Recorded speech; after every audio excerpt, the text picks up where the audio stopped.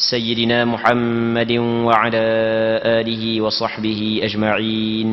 اللهم رب اشرح لي صدري اللهم رب اشرح لي صدري ويسر لي أمري واحلل عقدة من لساني يفقه قولي ولا حول ولا قوة إلا بالله العلي العظيم.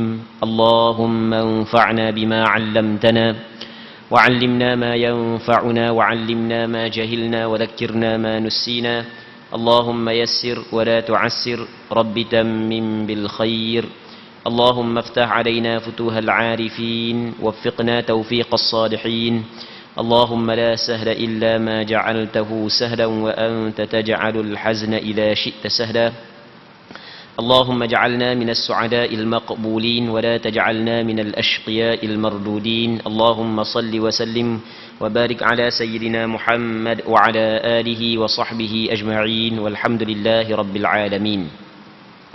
InsyaAllah kita sambung balik pengajian kitab Bulughul Maram yang dikarang oleh Al-Imam Al-Hafidh Ahmad bin Ali bin Muhammad yang dikenali sebagai Imam Ibn Hajar Al-Asqalani. Lahir pada tahun 773 Hijrah, wafat pada tahun 852 Hijrah. Rahimahullahu subhanahu wa ta'ala wa nafa'ana Allahu bi'ulumihi fid darain amin. Kita masih lagi di dalam bab sembahyang, masih lagi di dalam waktu sembahyang.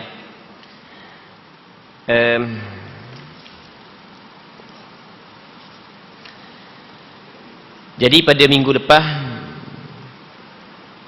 kita dah habis lagi bincang hadis yang dikeluarkan oleh Imam Bukhari dan Muslim daripada Abi Sa'id Al-Khudri radhiyallahu ta'ala an, yang mana Nabi sallallahu alaihi wasallam bersabda, la salata ba'da as-subhi hatta tatlu'a asy-syams wa la salata ba'da al-'asri hatta taghiba asy-syams.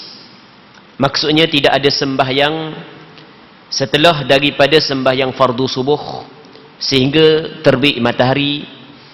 Begitu juga tidak ada sembahyang setelah daripada sembahyang fardu asar sehingga tenggelam matahari. Jadi hadis ni kita bincang dah pada minggu lepas, tapi tak ada nak habis lagi. InsyaAllah kita akan cuba bincang balik pada minggu ni. Muslimin muslimat yang dirahmati oleh Allah Subhanahu wa ta'ala, di sana ada hadis yang mana Nabi sallallahu alaihi wasallam melarang sembahyang setelah daripada fardu subuh dan setelah daripada fardu asar. Setelah daripada kita menunaikan sembahyang subuh, maka tidak boleh kita sembahyang. Begitu juga setelah daripada sembahyang asar, tak boleh kita sembahyang. Yang mana larangan ini disebut di dalam hadis yang diriwayat oleh Imam Bukhari. Begitu juga yang diriwayat oleh Imam Muslim di dalam kitab sahih masing-masing. Imam Bukhari meriwayatkan hadis ini dalam kitab sahih Bukhari, Imam Muslim meriwayatkan hadis ini dalam kitab sahih Muslim. Maka daripada hadis ni, kata ulama, tidak boleh kita sembahyang setelah daripada sembahyang fardu subuh dan tidak boleh kita sembahyang setelah daripada sembahyang fardu asar. Okey. Itu yang pertama. Yang keduanya, di sana ada hadis yang diriwayat oleh Imam Bukhari dan Muslim daripada Sayyidatuna Ummu Salamah radhiyallahu ta'ala anha, yang mana Ummu Salamah menceritakan bahawasanya Nabi sallallahu alaihi wasallam melarang sembahyang selepas daripada asar. Tiba-tiba Rasulullah sallallahu alaihi wasallam sendiri sembahyang lepas daripada asar. Maka Ummu Salamah suruh orang tanya, suruh seorang budak pergi tanya Rasulullah tentang 2 rakaat yang Rasul sembahyang setelah daripada Rasul sembahyang fardu asar. Maka Rasulullah sallallahu alaihi wasallam jawab, kata Rasulullah kepada Ummu Salamah, ya binti Abi Umayyah, Sa'alti 'anil rak'ataini ba'da al-'asr. Wahai anak perempuan kepada Abi Umayyah, maksudnya Ummu Salamah isteri Rasulullah, mu tanya tentang 2 rakaat selepas daripada asar. Wa innahu qad atani nasum min Abdul Qais. Kata Rasulullah tadi sebenarnya ada satu kumpulan manusia daripada Abdul Qais mari jumpa dengan aku. Wa qad syaghaluni 'anil rak'atain allataini ba'da adh-dhuhri. Oleh kerana dia datang menyebabkan aku tidak sempat untuk melakukan 2 rakaat setelah daripada zuhur. Kita lepas daripada sembahyang zuhur ada sunat ba'diyah zuhur 2 rakaat. Jadi pada satu ketika ada rombongan daripada Abdul Qais, daripada Bani Abdul Qais mari jumpa dengan Rasulullah sallallahu alaihi wasallam selepas daripada zuhur. Jadi Rasul tak sempat nak sembahyang sunat ba'diyah lepas daripada zuhur 2 rakaat. Maka Rasul sembahyang selepas daripada Rasul sembahyang fardu asar. Patut Rasulullah pun khabar kepada Ummu Salamah, huma hatan, 2 rakaat tersebut ni ya. Jadi hak yang aku buat 2 rakaat selepas daripada asar adalah qada 2 rakaat sunat ba'diyah zuhur. Maka ulama ambil daripada hadis ni bahawasanya sembahyang sunat hak yang tidak boleh selepas daripada sembahyang asar bukanlah semua jenis sembahyang sunat. Sebab Rasulullah sendiri ketika dia melarang melakukan sembahyang selepas daripada asar, Rasul sendiri sembahyang. Sembahyang dia Rasul pernah sembahyang qada sembahyang sunat zuhur. Maka kata ulama ambil daripada hadis yang diriwayat daripada Ummu Salamah yang dikeluarkan oleh Imam Bukhari dalam kitab sahihnya, dikeluarkan oleh Imam Muslim dalam kitab sahihnya, bahawasanya boleh kita melakukan qada sembahyang setelah daripada kita sembahyang fardu asar. Lepas daripada sembahyang fardu asar boleh kita qada sembahyang. Dalam hadis sembahyang zuhur, dalam hadis sebut sembahyang sunat zuhur. Kata ulama bukan setakat sembahyang sunat, bahkan sembahyang fardu pun boleh kita qada selepas daripada kita sembahyang asar. Kerana di sana ada hadis yang lain juga dikeluarkan oleh Imam Bukhari dan Muslim. Nabi sallallahu alaihi wasallam bersabda, "Man nasiya salatan aw nama anha falyusalliha idza dzakaraha la kaffarata laha illa dzak." Kata Rasulullah, barang siapa yang terlupa sembahyang ataupun dia tertidur sehingga tinggal sembahyang fardu, maka hendaklah dia sembahyang ketika dia ingat. Apabila ingat, bangun daripada tidur, waktu mana pun kena sembahyang. Lupa sembahyang zuhur tadi, kita lepas daripada sembahyang asar, Allah, lupa nak sembahyang zuhur tadi, galik sangat duk main game. Galik duk main game sampai aku lupa nak sembahyang zuhur. Jadi lepas sembahyang fardu asar baru tengok, oh dak sembahyang lagi fardu zuhur. Kata ulama, sembahyang qada zuhur, fardu zuhur selepas daripada asar. Boleh ke tak? Boleh. Sebab dia, sebab Rasul kata fal yusalliha idza dzakarha. Dia kena sembahyang apabila dia ingat, tanpa Rasul membataskan waktu. Apabila dia ingat, maka dia kena sembahyang. La kaffarata laha illa dzak. Tidak ada kafarah baginya melainkan hak tu saja. Bila dia ingat, dia kena sembahyang balik.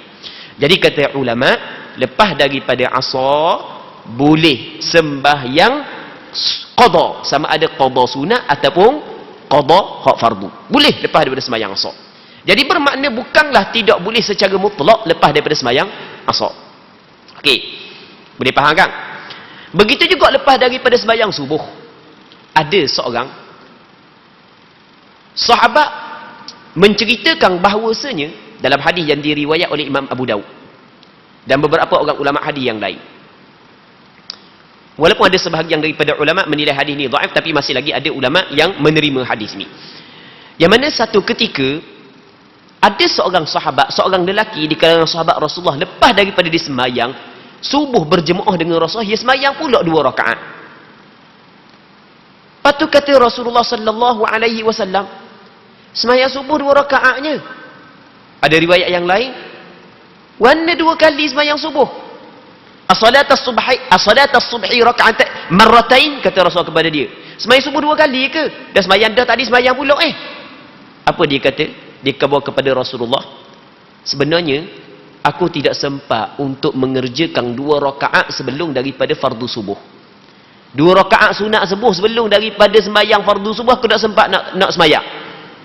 Fahuma hatan. Hak yang aku sembahyang saat ni tu Rasulullah pada sembahyang fardu subuh adalah sembahyang sunat subuh hak yang aku dak edang nak buat sebelum fardu subuh. Kan sebelum daripada kita sembahyang fardu subuh, sunat kita sembahyang 2 rakaat kan. Dan 2 rakaat tu besar pahala kan. Sehingga kan kata Rasulullah, raka'atul fajri khairum minad dunya wa ma fiha. 2 rakaat sunat fajar lebih baik daripada dunia dan isinya. Tiba-tiba orang tu dah nak sembahyang 2 rakaat sebelum subuh. Maka dia sembahyang fardu subuh bersama dengan Rasulullah. Dia sembahyang 2 rakaat hak yang dak dang saat itu lepas daripada sembahyang fardu subuh. Rasul tegur dia pun khabar sunat tu lah. Maka kata perawi hadis, fasakatan Nabi sallallahu alaihi wasallam, maka Rasul diam. Maka bermakna boleh sembahyang qada selepas daripada sembahyang fardu subuh. Okey. Jadi bermaknanya hak yang kata tak boleh sembahyang lepas daripada fardu subuh, selepas daripada fardu asar, bukan semua sembahyang. Ada sembahyang hak yang dibolehkan. Muslimin muslimat yang dirahmati oleh Allah Subhanahu wa taala. Dan sembahyang mana hak yang tidak dibolehkan? Okey, secara ringkasnya, menurut mazhab Imam Syafi'i, sembahyang hak yang tidak boleh dilakukan setelah daripada fardu subuh dan setelah daripada fardu asar adalah sembahyang sunat mutlak. Sembahyang sunat mutlak. Apa makna sembahyang sunat mutlak? Orang yang biasa belajar kitab fiqh, kalau sebut kata sembahyang sunat mutlak ataupun sembahyang sunnah mutlaqah, tak perlu huradah, dia faham lalu dah. Tapi kalau orang yang tidak biasa mendalami kitab fiqh, ketika sebut sembahyang sunat mutlak, dia gagal juga garu kepala, benda pula sembahyang sunat mutlak. Okey. Sembahyang sunat mutlak, perkataan mutlak adalah sembahyang sunat yang dilepaskan daripada ikatan. Itu asal makna mutlak. Yang dilepaskan daripada waktu dan sebab. Apa maksud? Okey, kita nak faham sunat mutlak, kita kena huraikan masalah lain dulu. Benda kita kena huraikan masalah mana? Kita kena tahu bahawasanya sebaik-baik ibadat yang dijadikan oleh syarak, yang diletakkan oleh syarak adalah sembahyang. Sebaik-baik ibadat. Sebaik-baik ibadat yang dijadikan oleh syarak kepada kita adalah sembahyang. Sehingga Kang Nabi sallallahu alaihi wasallam bersabda dalam satu hadis yang sahih, kata Rasulullah, as-salatu khairu mawdu'. Sembahyang adalah sebaik-baik perkara yang diletakkan oleh syarak. Ibadat yang paling baik sekali adalah sembahyang. Okey. Sembahyang dia ada sembahyang fardu dan ada sembahyang sunat. Sembahyang sunat, ada sembahyang sunat yang terikat dengan waktu. Dan ada sembahyang sunat yang terikat dengan sebab. Apa maksud dengan sebab? Ada sebab dia, baru kita sembahyang. Tak ada sebab dia, kita tak sembahyang lah. Okey, itu sembahyang sunat yang terikat dengan sebab. Ada sembahyang sunat yang terikat dengan waktu. Ada sembahyang sunat yang terikat dengan sebab. Okey, hamba sebut selesa. Sembahyang sunat yang terikat dengan waktu dulu. Sembahyang sunat rawatib. Maksud dia sembahyang sunat rawatib, sembahyang sunat yang mengiringi sembahyang fardu. Sebelum zuhur, selepas zuhur, sebelum asar, sebelum maghrib, lepas maghrib, sebelum isyak, lepas isyak. Itu sembahyang sunat rawatib yang terikat dengan waktu. Maksudnya, kita nak sembahyang sunat sebelum daripada zuhur, mesti kena masuk waktu zuhur. Selagi belum masuk waktu zuhur, kita tak boleh lagi sembahyang sunat qabliyah zuhur. Tengok dia ada waktu dia. Okay, itu sebagai contoh sembahyang sunat yang terikat dengan waktu. Ada sembahyang sunat yang terikat dengan sebab. Ada sembahyang sunat yang terikat dengan sebab. Apa maksud sembahyang sunat yang terikat dengan sebab? Sembahyang sunat yang terikat dengan sebab adalah sembahyang sunat ni disunatkan kita buat dia apabila ada sebab dia. Tak ada sebab dah sunat kita buat. Okey, sebagai contoh, sembahyang mitok hujang. Sebab dia sunat kita sembahyang minta ujang? Kerana kemara tak ada ujang. Kalau ada ujang, tak sunat. Kalau ada ujang, tak sunat. Kita sembahyang minta ujang. Kalau ada, tak ada. Kalau ada ujang, sembahyang dia minta ujang. Ujang, kuatlah ni. Tak boleh. Sembahyang sunat minta ujang ketika kita nak ujang. Ujang tak ada. Okey, itu sembahyang yang mempunyai sebab. Ada sembahyang sunat gerhana. Berlaku gerhana matahari, berlaku gerhana bulan. Sunat kita sembahyang. Sunat kita sembahyang apabila berlaku gerhana matahari dan gerhana bulan. Bapa sembahyang? Sebab itulah berlaku gerhana. Lepas ni kita nak sembahyang gerhana 2 rakaat. Boleh ke tak? Tak boleh ke tak berlaku gerhana bulan? Okey, itu sembahyang sunat yang mempunyai sebab. Sembahyang sunat tahiyatul masjid. Apa sunat? Sebab kita masuk masjid. Sunat kita sembahyang tahiyatul masjid. Orang tak masuk masjid boleh tak nak sembahyang sunat tahiyatul masjid? Tak boleh. Duduk rumah sembahyang sunat tahiyatul masjid 2 rakaat. Hai, mana boleh? Tak dia reka ikut dan ikut kepala otak dia je. Mana boleh? Okey, itu dipanggil sembahyang sunat yang mempunyai sebab. Dia ada selagi sembahyang sunat yang tidak mempunyai waktu dan tidak mempunyai sebab. Itu nama dia sembahyang sunat mutlak. Sini baru kita nak. Sembahyang sunat mutlak adalah sembahyang yang tidak mempunyai waktu dan tidak mempunyai sebab. Maksud dia lagu mana? Bila-bila saja masa dituntut kepada kita mengerjakan sembahyang. Sembahyang sunat sembahyang banyak mana kita nak sembahyang pun. Lepas daripada kita sembahyang fardu isyak, lepas daripada kita sembahyang sunat isyak, lepas daripada kita sembahyang sunat witir, tiba-tiba kita nak sembahyang sampai ke pukul 12 tengah malam. Boleh ke tak? Boleh. Sembahyang dia sembahyang sunat mutlak nama dia. Sembahyang sunat mutlak. Okey, itu maksud sembahyang sunat mutlak.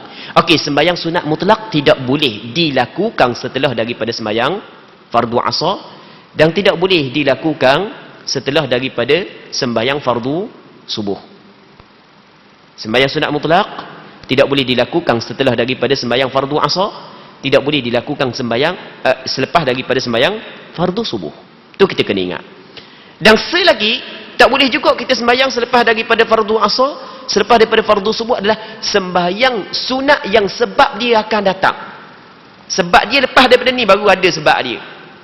Contoh, sembahyang sunat istikharah. Sembahyang sunat istikharah adalah sembahyang sunat yang sebab dia akan datang. Kita sembahyang sunat istikharah maksud dia. Maksudnya kita nak minta Allah Subhanahu wa taala pilih mana hak yang lebih baik untuk kita di antara 2 perkara. Kita kalau sembahyang istikharah kita ingat kat bab bening lalu. Dia bukan mesti bening je sembahyang sunat istikharah. Dalam semua perkara sunat kita istikharah. Biarlah oleh kerana kita kalau bab bening je sebut istikharah, kita cakap bab bening dah. Kebetulan ada pilihan di antara 2 orang.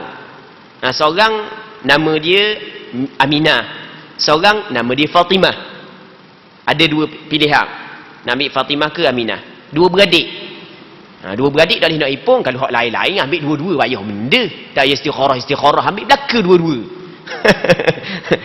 Ni hak 2 beradik tak boleh lah, kena pilih salah seorang. Mana boleh kita nak kumpul 2 orang dalam satu masa, adik beradik nak jadi bini kita. Benda tu dilarang dalam oleh agama. Wa antajma'u bainal ukhtain. Di antara perkara yang dilarang adalah mengkumpulkan di antara 2 beradik dalam satu masa. Jadi 2 beradik ni nak ambil kakak ke nak ambil adik? Orang bagi pilihan kepada kita. Sudah dah kita sembahyang istikharah. Okey, sembahyang istikharah ni pilihan akan datang. Akan datang kita nak pilih ni. Akan datang. Jadi sebab dia akan datang. Maka sembahyang sunat istikharah tidak boleh kita sembahyang selepas daripada subuh dan selepas daripada asar. Begitu juga sembahyang sunat hajat. Sembahyang sunat hajat, hajat kita akan datang kan? Tak ada hak boleh dah hajat dia, nak sembahyang hajat. Hajat nak benda, boleh dah nak sembahyang pula. Nak sembahyang dia hak boleh dah, tak boleh dah tu nak sembahyang hajat boleh dah. Pening kok mana pula? Hajat ni kita minta daripada Allah benda hak yang tak dapat lagi. Akan datang baru dapat. Okey, sembahyang sunat hajat tidak boleh dilakukan selepas daripada fardu subuh dan setelah daripada fardu asar. Okey, boleh faham kan? Tapi bukan semua sembahyang tak boleh. Jadi kalau ada orang mayang lepas daripada subuh, kita jangan cakap benda lah. Kita pun tengok serban besar, jubah panjang, lepas mayang subuh membayang lagi. Kalau boleh kan mayang lepas daripada subuh, bukan salah dia, salah kita. Sebab kita tak faham. Sebenarnya bukan tak boleh secara mutlak sembahyang selepas daripada subuh dan selepas daripada asar. Ada sembahyang yang dibolehkan, ada sembahyang yang tidak dibolehkan. Mungkin dia saat itu malang tadi dak dang nak sembahyang sunat isyak, ngatuk sangat. Pas sembahyang fardu isyak tidur terus. Okey, hok dak dang sembahyang sunat isyak tak apa. Takut dak dang sembahyang isyak terus. Jadi letih sangat tadi malang tadi nya tidur, bangun orang bang subuh. Sembahyang fardu isyak dak sembahyang setara. Mari jemaah di masjid, lepas daripada sembahyang fardu subuh, jemaah di masjid, dia pun qada balik sembahyang fardu isyak. Tak ada masalah. Jangan kita tengok sini je. Kita ingat kita hak betul. Tak boleh dah sembahyang lepas daripada subuh. Rupanya kita hak tak betul, kita hak salah.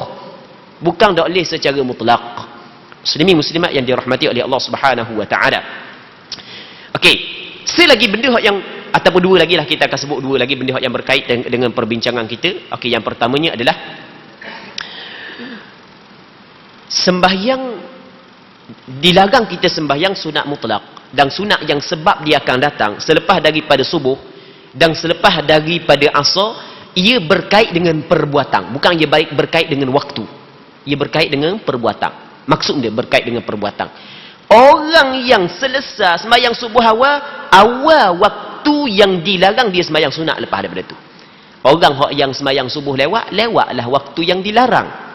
Okey, contoh-contohlah untuk kita faham. Sekarang ni subuh katalah pukul 6. Dah siapa pukul 6 boleh ni, contoh je. Subuh pukul 6. Okey, contoh subuh pukul 6.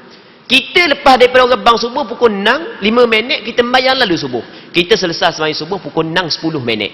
Jadi bermakna bermula 6-10 minit di situ tak boleh dah kita sembahyang sunat mutlak. Dan tak boleh dah kita nak sembahyang sunat hak yang sebab dia akan datang. Sebab kita telah mengerjakan sembahyang fardu subuh. Tapi bini kita tak sembahyang lagi subuh. Dia sembahyang lewat akhir. Dia bangun tidur saat itu, dia pergi dok gogeng dapur dulu pukul 6.30 baru nak sembahyang. Orang puang lambat amah bab sembahyang. Dak akan nak tegur kita pun. Bang, duk cara ke main handset dululah, duk kebek tu, kebek ni, dia dapur orang pergi sembahyang dulu. Tidak sembahyang lagi. Okey. Dia sembahyang pukul 6.30 baru start sembahyang. Jadi bermakna dia sebelum daripada pukul 6.30 boleh lagi dia sembahyang sunat mutlak mengikut mazhab Imam Syafi'i. Boleh lagi, tak ada masalah. Kita tak boleh dah lepas daripada pukul 6-10 minit sebab kita sembahyang dah fardu subuh. Maksudnya dilarang kita sembahyang sunat mutlak selepas daripada fardu subuh, dia terikat dengan perbuatan. Orang yang mengerjakan sembahyang subuh awalah larangan tersebut. Orang yang sembahyang subuh lewatlah larangan tersebut. Okey, boleh faham kan? Katakanlah lepas daripada orang bang subuh, tiba-tiba ini pernah terjadi kan, ada orang kebor, orang telefon lalu kata keluarga kita ni duduk ICU, minta tolong sembahyang ajak lah. Tengok, dia minta kita sembahyang ajak orang bang subuh dah. Okey, dia minta kita sembahyang ajak sebab dia masuk ICU dah ni. Allah Rabbi, minta lah doa banyak. Kita boleh dah nak sembahyang ajak. Okey, kita tengok, kita sembahyang dari fardu subuh. Kalau kita sembahyang dah fardu subuh, tak boleh dah kita sembahyang hajat. Untuk dia, doa tu boleh, sembahyang hajat tak boleh, kerana Rasulullah larang sembahyang selepas daripada subuh. Tapi kalau orang tu tak sembahyang lagi fardu subuh, bangun lewat hari tu, bangun pukul 6.30. Bangun tu sebab orang telefon je. Kalau orang tak telefon, tak bangun sekarang. Kering Allah, tengok dah 6.30 dah, dia pun kabar, orang sakit apa semua sekali, masuk ICU, tolong dah sembahyang ajak, nangis khabar. Kita pun bangun, gosok gigi, ambil sembahyang, ada 10 minit jadi 6.40. Tengok waktu subuh panjang lagi. Waktu subuh panjang lagi, kita sembahyang sunat hajat 2 rakaat. Boleh ke tak? Boleh. Baru kita sembahyang fardu subuh. Okey, boleh faham kan? Baik. Tapi kalau waktu subuh tak ada dah. Kalau sembahyang sunat memang sembahyang subuh keluar waktu lah. Contoh katakanlah subuh habis pukul 7. Contoh je. Sebab subuh je kadang-kadang pukul 7, kadang-kadang 7 lebih sikit, kadang-kadang tak sampai pukul 7 kan. Okey, katakanlah subuh pukul 7, kita tinggal 5 minit lagi. Kalau sembahyang sunat ke dia, sujud lama pula. subuh luar waktu, maka tak boleh kita kena sembahyang fardu dulu, sebab kita kena tahu bahawasanya wajib kita kena sembahyang fardu dalam waktu. Tak boleh kita mengeluarkan sembahyang fardu daripada waktu dia. Okey, muslimin muslimat yang dirahmati oleh Allah Subhanahu wa taala. Okey, dengan huraian hak yang kita hurai panjang lebar saat ni agak jelaslah hak yang dilarang sembahyang selepas daripada fardu zuhur dan selepas daripada fardu asar dan setelah daripada fardu subuh. Okey, selagi hak last sekali, di sana ada hadis yang diriwayat oleh Imam Bukhari dan Muslim daripada Aisyah radhiyallahu taala anha, yang mana kata Aisyah radhiyallahu taala anha, ma tarakan Nabi sallallahu alaihi wasallam as-sajdataini ba'da al-'asri 'indi qat. Dalam satu hadis yang diriwayat oleh Imam Bukhari dalam kitab sahih dia, Imam Muslim daripada kitab sahihnya daripada Aisyah radhiyallahu taala anha, kata Aisyah, Nabi sallallahu alaihi wasallam tidak pernah meninggal dua sujud, maksudnya dua rakaat selepas daripada fardu asar di sisiku sama sekali.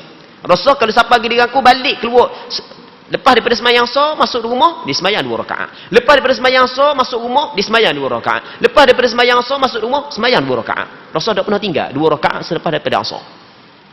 Rasul sentiasa mengerjakan dua rakaat lepas daripada asar. Baik, dalam hadis Ummu Salamah tadi, ketika Ummu Salamah tanya, Rasul cerita bahawasanya hak yang disembahyang lepas daripada asar adalah dua rakaat qada zuhur tadi, dua rakaat zuhur. Tapi dalam hadis Aisyah dia sebut Rasul tak pernah tinggal dua rakaat lepas daripada asar. Takkan setiap hari Rasul ada tinggal semua sembahyang sunat-sunat, maksudnya nak qada semua, bukan. Takkan lagu tu. Maka kata ulama, dua rakaat yang dilakukan oleh Rasulullah selepas daripada asar, okey, ni kita ambil mengikut huraian mazhab Imam Syafi'i, adalah hukum yang khusus untuk Rasulullah. Dia ada benda yang Rasul larang kepada umat tapi Rasul buat, sebab benda tu diharuskan kepada Rasul. Rasul larang kepada kita tapi Rasul sendiri buat kerana benda tu dibolehkan untuk Rasulullah.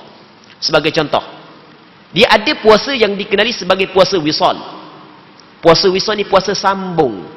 Apa maksud puasa sambung? Puasa masuk malam dak buka. Dak buka. Puasa start daripada keluar fajar, masuk tari, dak buka. Esok 2 hari 2 malam baru buka. Itu dipanggil puasa wisal. Puasa direct 2 hari 2 malam, ataupun puasa direct lah cakap kita dak buka pun. Rasul larang. Rasul larang sahabat melakukan wisal. Tapi tahu tak, dalam masa yang sama Rasul sendiri berpuasa wisal. Rasul larang sahabat berpuasa wisal. Jangan makan malam, makan buka. Malam buka makan. Bukan malam makan buka pula. Malam buka tu kena makan. Masuk malam kena makan. Lepas tu sahabat kata, Rasulullah, mu larang kami wisal, tapi innaka tusil, mu sendiri melakukan wisal. Kata Rasul, aku dah sama dengan mu. Aku tidur malam, aku bermalam, Allah Ta'ala memberi aku makanan, Allah Ta'ala memberi aku minum, Allah Ta'ala yang memberi kepada aku makanan dan minuman. Maksudnya Allah Ta'ala bagi kekuatan kepada Rasul tidak sama dengan kekuatan-kekuatan orang kita. Rasul kuat, Rasul gagah. Kekuatan Rasul tak sama dengan kekuatan kita.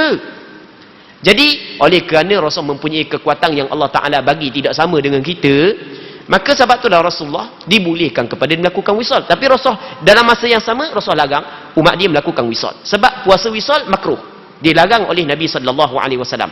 Okey, begitu juga mengikut pandangan sebahagian ulama, 2 rakaat setelah daripada asar Rasul larang kepada umat dia, tapi perkara tersebut diharuskan kepada Rasulullah. Di sana ada hadis yang diriwayat daripada Zakwan. Zakwan ni siapa Zakwan? Zakwan ni adalah bekas hamba abdi kepada Aisyah. Yang mana Zakwan menceritakan bahawasanya Aisyah khabar kepada dia bahawasanya Nabi sallallahu alaihi wasallam kana yanha anis salati ba'dal asri. Rasulullah sallallahu alaihi wasallam melarang sembahyang selepas daripada asar, tapi Rasulullah sallallahu alaihi wasallam sendiri sembahyang. Rasulullah melarang melakukan puasa wisal, tapi Rasul sendiri melakukan puasa wisal. Hadis yang diriwayat oleh Imam Abu Daud dan beberapa orang ulama hadis yang lain. Jadi kata ulama, hak yang Rasul dok tinggal lepas daripada sembahyang fardu asar adalah benda tu khusus untuk Rasulullah. Rasulullah diharuskan, tapi untuk umat Rasulullah sallallahu alaihi wasallam tidak bagi. Allah Rabbi, panjang lebar kita bincang berkenaan dengan sembahyang selepas daripada subuh dan selepas daripada asar. Kita rasa perbincangan kita malam ni rasanya jelas lah. Lepas daripada ni jangan tukar-tukar lah, jangan salah-salah lah. Kalau tengok orang sembahyang lepas asar jangan duk marah-marah lah. Mungkin ada sebab hak yang dia sembahyang selepas daripada asar ataupun selepas daripada subuh. Sebelum daripada kita masuk dalam perbincangan berikutnya, nak kabosa lagi, teringat pula lagi, menurut mazhab Imam Syafi'i, larangan sembahyang selepas daripada fardu asar, larangan sembahyang selepas daripada fardu asar adalah larangan, sekali lagi larangan sembahyang selepas daripada fardu asar. Larangan tersebut kena juga kepada orang yang melakukan jamak takdim. Apa maksud orang yang melakukan jamak takdim? Kita bagi orang yang bermusafir, boleh kita buat jamak takdim. Maksudnya, lepas dari kita bersemayang fardu zuhur, kita semayang fardu asar selalu. Kita pergi Kuala Lumpur, Selangor, dah kira lah gimana pun, yang penting musafir. Yang mana musafir kita tu, bolehlah kita jamak qasar. Sebab musafir kita, musafir bukan musafir yang haram. Musafir itu perjalanan yang jauh, cukup 2 marhalah. Sebagai contoh lah. Maka kita, pakai buat jamak lalu lah, jamak takdim lah. Kita pun sembahyang zuhur, lepas tu kita sembahyang asar. Apabila kita sembahyang asar, dalam waktu zuhur saat ni, boleh tak kita nak sembahyang sunat mutlak selepas daripada sembahyang asar yang telah dijamak takdim bersama dengan zuhur? Menurut pandangan mu'tamad yang difatwa dalam mazhab Imam Syafi'i adalah tidak dibolehkan. Okey. Biasa berlaku lagu mana biasa berlaku? Okey, mau cerita benda yang biasa berlaku. Kita pergi Mekah. Kita nak pergi buat umrah. Biasa orang pergi buat umrah masuk Madinah dulu. Ada juga orang masuk Mekah dulu. Tapi biasa masuk Madinah dulu, duduk Madinah 4 hari 3 malam ke, ataupun 2 hari 2 malam 3 hari ke, ikutlah. Okey, pergi Madinah. Okey, lepas daripada duduk Madinah, selesai duduk Madinah, nak bertolak Mekah. Nak pergi Mekah, Mutawif pun ke bawah ni. Mutawif kata, kita ni nak tolak ke Mekah lepas Zuhur. Lepas Zuhur kita tolak ke Mekah. Jadi minta ahli jemaah semua sekali siap beg belaka, masuk-masuk barang dalam beg apa semua sekali, lepas tu tok di lobby sebelum turun sembahyang Zuhur. Lepas tu pakat pergi sembahyang Zuhur masjid. Lepas sembahyang Zuhur buat jamak dengan asar selalu lah. Biasa gitu lah. Lepas daripada sembahyang Zuhur buat jamak dengan asar selalu. Okey. Lepas tu kawan ni pun pergi sembahyang Zuhur. Lepas sembahyang Zuhur, Tok Imam bagi salam, kita pun bagi salam. Kita pun bangun sembahyang jamak asar selalu. Buat jamak takdim. Qasar lah, jamak sekali dengan qasar lah. Lepas daripada tu, lepas daripada kita sudah sembahyang, kita pun pergi ziarah Rasulullah sekejap. Tu biasalah orang buat gitu kan. Lepas tu balik di hotel, makan nasi. Lepas daripada makan nasi, lepas tu tunggu bah mari, bah pun mari, masuk-masuk beg apa semua sekali, tolak kita pun pergi ke Abyar Ali ataupun Bir Ali, ataupun bahasa dulu dipanggil Dhul Hulaifah. Tak jauh mana lah, lebih kurang dalam 10 minit je jalan dari bah sampai miqat, tempat kita nak niat. Sampai situ Mutawih kata, okey, kita siapa dah di Bir Ali ataupun Abyar Ali, Abar Ali, siapa dah pakat turun belaka lah. Lepas tu sembahyang sunat ihram 2 rakaat. Okey, sembahyang sunat ihram 2 rakaat. Mengikut menurut pandangan mazhab Imam Syafi'i, hak yang difatwa dalam mazhab Imam Syafi'i, orang yang telah mengerjakan sembahyang asar walaupun secara jamak takdim, tidak boleh lagi dia sembahyang sunat ihram. Tak boleh dah dia sembahyang sunat ihram. Itu mengikut pandangan mu'tamad yang difatwa dalam mazhab Imam Syafi'i. Kenapa tak boleh? Kerana sembahyang sunat ihram adalah sembahyang sunat yang sebab dia akan datang. Apa maksud sebab dia akan datang? Kita sebelum daripada kita ihram, kita sembahyang. Dia bukan ihram dulu baru sembahyang. Kita sembahyang sunat ihram ni adalah sembahyang sunat yang kita kerjakan sebanyak 2 rakaat sebelum daripada kita berniat. Sebelum daripada kita niat, kita sembahyang 2 rakaat. Dah apa mu sembahyang? Sembahyang benda ni, sembahyang sunat ihram. Bila mu nak ihram? Lepas daripada ni. sembahyang sunat ihram adalah sembahyang sunat sebab dia akan datang. Apabila sembahyang sunat ihram adalah sembahyang sunat yang sebab dia akan datang, maka tidak boleh dilakukan selepas daripada fardu asar menurut pandangan mazhab Imam Syafi'i, walaupun fardu asar tersebut telah dilakukan jamak taqdim bersama dengan zuhur. Okey, boleh faham kan? Jadi bagi orang yang pergi umrah, kalau dia jamak dah asar dengan zuhur, buat jamak taqdim, nanti disapa di Bir Ali, tak boleh dia sembahyang sunat ihram setelah daripada sembahyang fardu asar. Tak boleh. Dah turun saja pusing-pusing gitulah. Itu menurut pandangan yang difatwa dalam mazhab Imam Syafi'i. Tapi masalah ni sebenarnya ada khilaf, ada perselisihan di kalangan ulama. Kalau kita nak cakap bab khilaf, banyak. Sembahyang sunat ihram sendiri itu berlaku khilaf. Ada ulama kata sunat, ada ulama kata tak sunat. Sembahyang sunat ihram tak ada kesepakatan. Ada ulama kata tak ada sembahyang sunat ihram. Tak ada sembahyang sunat sebelum daripada ihram tidak disunatkan kita sembahyang sunat ihram. Kalau kita nak cara bab khilaf. Tapi kita nak ambil pandangan hak yang difatwa di tempat kita. Dah tempat kita kan mazhab Syafi'i kan hak yang difatwa kan. Walaupun kita meraih mazhab yang lain, tak ada masalah kita bertaklid dalam mazhab yang lain, tapi hak yang masyhurnya kita beramal dengan pandangan mazhab Imam Syafi'i. Jadi kalau menurut mazhab Imam Syafi'i, hak yang difatwa dalam mazhab Imam Syafi'i, bahawasanya bagi orang yang telah melakukan jamak taqdim, dia tidak boleh dah nak sembahyang sunat mutlak selepas daripada sembahyang fardu asar. Begitu juga sembahyang sunat yang akan datang sebab dia, di antaranya sembahyang sunat ihram. Okey, habis permasalahan tu, kita masuk dalam perbahasan baru pula. Muslimin muslimat yang dirahmati oleh Allah Subhanahu wa taala. Baik. Seterusnya kata dia,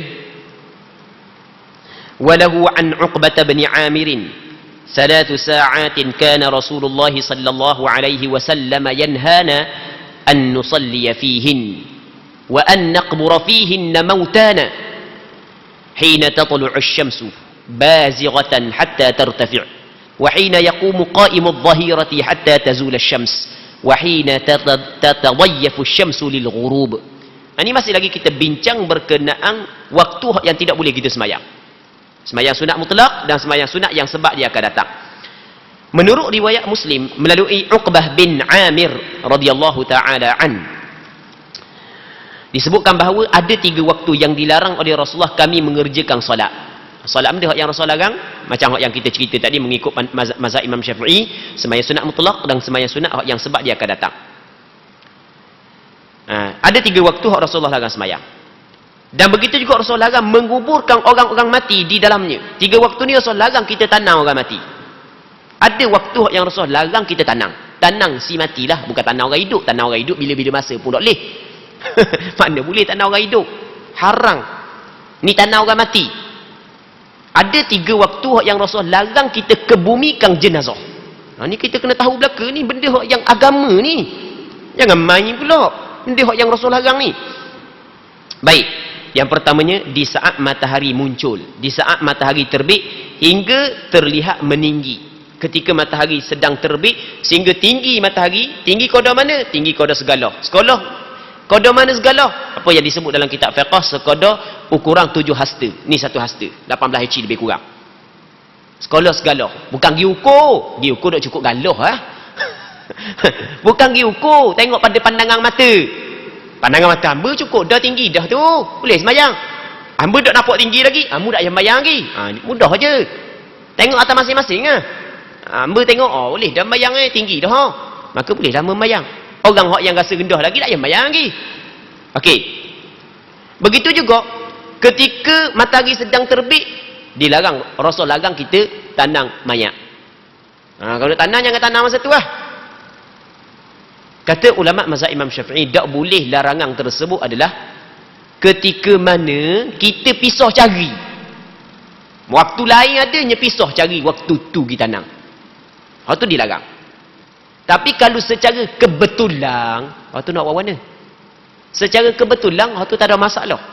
Waktu dibolehkan kalau secara kebetulan. Hak pisah gi tak cari waktu tu nak tanam bila? kita tanam lawan, hati dulu, biar matahari terbit dulu, baru kita tanam, biar matahari tengah naik, masa tu kita tanam. Hak tu dilarang oleh Rasulullah. Okey, sikit lagi ya, kita berhabis hadis ini. Seterusnya, di saat matahari tepat berada di tengah langit, betul-betul matahari di atas kepala, tak boleh. Tak boleh matahari betul-betul di atas kepala kita sembahyang.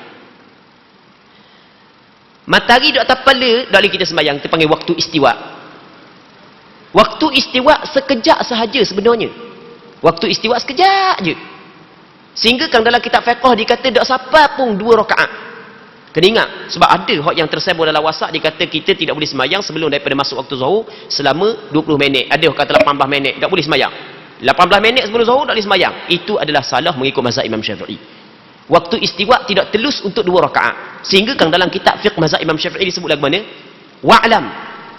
Dia kata anna waqtal istiwa'i latifun la yattasi'u as-salata. Buku dalam kitab fiqh, kitab Nihayatul Muhtaj, kitab Asnal Matalib, kitab Bujairimi. Buku dalam kitab fiqh mazhab Imam Syafi'i dia kata wa'lam, ketahui olehmu anna waqtal istiwa, bahawa waktu matahari di atas kepala latifun, pendek sangat, la yattasi'u as-salah, tidak sempat untuk kita mengerjakan 2 rakaat. Sekejap aja. Okey. Oh, kita habis masa dah. Tak boleh lah kita nak urang panjang lebar lagi. Kita kena berhenti situ dululah. Minggu depan pula kita sambung ni tak habis lagi. InsyaAllah. Kalau dipanjangkan umur. Kita berhenti sini dulu untuk malam ni.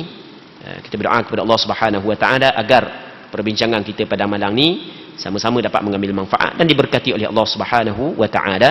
Allah Subhanahu Wa Taala a'la wa a'lam.